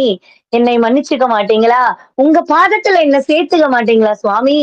இந்த அடியனை மன்னித்து ஏற்றுக்கொள்ள மாட்டீர்களா? அப்படின்னு கதறி கதறி கதறி அழறா அம்பாள். உங்களுக்கு சாபம் கொடுத்துட்டேனே, யார நான் திருமணம் பண்ணிக்கணும்னு ஆசைப்பட்டு இத்தனை வருஷ காலமா தவம் இருந்தேனோ அந்த புண்ணிய புருஷன் எதிரில வந்தும் கூட நான் அதை கவனிக்காம உங்களை இப்படி பேசிட்டேனே சுவாமி, ஏசிட்டேனே சுவாமின்னு அழறா. அப்படி நம்ம சுவாமிக்கு அதுதானே வேலை. இதுவும் அவருடைய திருவிளையாடல் தான். ஏன் வந்த உடனே நான் தான் சுவாமின்னு சொல்லியிருந்தா அம்பாள் ஏன் அப்படி பேசியிருக்க போறா? இதுவுமே அவருடைய திருவிளையாடல் தான் இல்லையா? அப்படி பேசின நேரத்துல இறைவன் அப்படி அம்பாள் கை பிடிச்சு அப்படி அணைச்சு அப்படி தூக்கி நிறுத்துறார். அழ வேண்டாம். உன்னுடைய தவம் நிறைவடைந்தது. நாமே உன்னை இன்னும் 3 தினங்களில் திருமணம் செய்து கொள்வோம் அப்படின்னு சொல்லி, ஆ உன்னுடைய சாபம் எனக்கு பலிக்காது. எப்படி சுவாமி பலிக்கும்? நான் உங்களுக்கு வேண்டி தானே சுவாமி தவம் இருந்தேன். என்னுடைய சாபம் உங்கள ஏன் சுவாமி பலிக்கும் சுவாமி. உங்க மேல பலிக்காது அப்படின்னு அம்பாள் அழுது அழுது நிக்கிறா. அப்ப சுவாமி வந்து, "நீ அழ வேண்டாம். உன்னை நான் கரம் பிடிக்கும் தினம் இன்னும் 3 நாட்கள்ல நடைபெறும். அதனால நீ கவலை கொள்ளாதே" அப்படின்னு சுவாமி சொல்லி, பார்வதி தேவியாக அவள் அணிந்து வந்த ஆபரணங்களும், தக்ஷன் மகள் தாட்சாயினியாக இருக்கும்போது அவள் அணிந்திருந்த ஆபரணங்களும், பர்வதகுமாரன் அவளுக்கு மகள் பார்வதியாக அவள் அப்பொழுது அணிந்திருந்த ஆபரணங்களையுமே அப்படி கை நிறைய எடுத்துட்டு வந்து, ஏன்னா அம்பாள் இப்ப வந்து இந்த ருத்ராட்சங்கள்ல அணிஞ்சுகிட்டு இருக்கா இல்ல உடம்பெல்லாம் பட்டு பீதாம்பரங்கள்லாம் இல்லாம அப்படி தவக்கோலத்துல இருக்கிறதுனால இதெல்லாம் நீ அணிஞ்சுக்கோ, இதெல்லாம் நீ போட்டுக்கோ அப்படின்னு சுவாமி அந்த தவத்தினுடைய பலனாக நானே வந்து உன்னை திருமணம் பண்ணிக்கிறேன். இன்னும் 3 நாள் கழிச்சு உன்னுடைய திருமணம் நடைபெறும் அப்படின்னு சுவாமி என்ன பண்றார், அவருக்கு வரம் கொடுத்து அந்த ஆபரணங்களையும் கையில குடுக்குறார். அப்படி கையில கொடுத்து அதே இடத்துல சுவாமி மறைஞ்சு போறார். அதுதான் பார்வதி தேவிக்கு ஆபரணம் அளித்த லீலை அப்படின்னு இதுல பார்த்தோம். அப்ப சுவாமியுடைய பெருங்கருணை பாருங்க. ஏன் நான் தியாகராஜர் தியாகராஜர் அப்படின்னு திரும்ப திரும்ப திரும்ப நாம சொல்றோம்னா, என்னை திட்டினாலும் பரவாயில்ல, நீ என்னை ஏசினாலும் பரவாயில்லன்னு அந்த திட்டுகள் எல்லாம் வாங்கிக்கிட்டாரு இல்லையா? அந்த தியாகத்துக்கு கூட ஈடு கிடையாது இல்லையா? அது போல அம்பாள் வந்து அழகான பெண் தான். அவளை பத்தி சொல்ல சொல்ல சொல்ல சொல்ல மாளாது. சின்னஞ்சிறு பெண் போலே சிற்றாடை இடை உடுத்தி சிவகங்கை குளத்தருகே ஸ்ரீ துர்க்கை சிரித்திருப்பாள். சின்னஞ்சிறு பெண் போலே சிற்றாடை இடையுடுத்தி சிவகங்கை குளத்தருகே ஸ்ரீ துர்க்கை சிரித்திருப்பாள். சின்னஞ்சிறு பெண் போலே பெண்ணவளின் கண்ணழகை பேசி முடியாது, பெண்ணவளின் கண்ணழகை பேசி முடியாது, பேரழகு கீடாக வேறொன்றும் கிடையாது, பேரழகு கீடாக வேறொன்றும் கிடையாது, சின்னஞ்சிறு பெண் போலே மின்னல் போல் மேனி அன்னை சிவகாமி, மின்னலை போல் மேனி அன்னை சிவகாமி, இன்பமெல்லாம் தருவாள் எண்ணமெல்லாம் நிறைவாள், சின்னஞ்சிறு பெண் போலே பின்னல் ஜடை போட்டு பிச்சிப்பூ சூடிடுவாள், பின்னல் ஜடை போட்டு பிச்சிப்பூ சூடிடுவாள், பித்தனுக்கு இணையாக நர்த்தனம் ஆடிடுவாள், பித்தனுக்கு இணையாக நர்த்தனம் ஆடிடுவாள், சின்னஞ்சிறு பெண் போலே சிற்றாடை இடையுடுத்தி சிவகங்கை குளத்தருகே ஸ்ரீ துர்க்கை சிரித்திருப்பாள், சின்னஞ்சிறு பெண் போலே. திருச்சிற்றம்பலம்.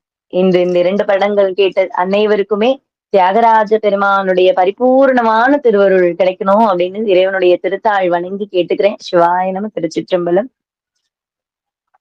வான்முகில் விழாது பெய்க மடிவடம் சுரக்க வண்ணன் கோன்முறை அரசு செய்க குறைவிலாது உயிர்கள் வாழ நான்மறை அரங்கள் உங்க நற்றவம் வேள்வி மல்க மேன்மைக்குள் சைவநீதி விளங்குக உலகமெல்லாம். சிவாய நம. திருச்சிற்றம்பலம். வாய்ப்பளித்த குருவருள் ஆன்மீக மையத்திற்கு நன்றிகள். சிவாய நம. திருச்சிற்றம்பலம்.